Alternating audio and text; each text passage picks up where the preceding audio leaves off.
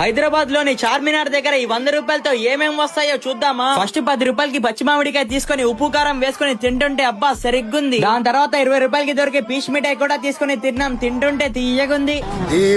ఇంకా మన దగ్గర 70 రూపాయలు అయితే ఉన్నాయి. 20 రూపాయలతో సమోసా తీసుకుని హైదరాబాద్ పోరాలతో కలిసి తిన్నాను. సమోసా అంటే మీకు ఎవరు గుర్తొస్తారో తప్పకుండా కామెంట్ చేయండి. ఇంకా 50 రూపీస్ బ్యాలెన్స్ అయితే మన దగ్గర ఉన్నాయి. ఎక్కడ ఖర్చు పెట్టాలో అని చూస్తా ఉంటే అప్పుడే ఐస్ క్రీమ్ బండి అయితే కనిపించింది. ఒక కుల్ఫీ అయితే తీసుకున్నాను. ఒక కుల్ఫీ కాస్ట్ వచ్చేసి మనకి 10 రూపీస్ అయితే పడింది.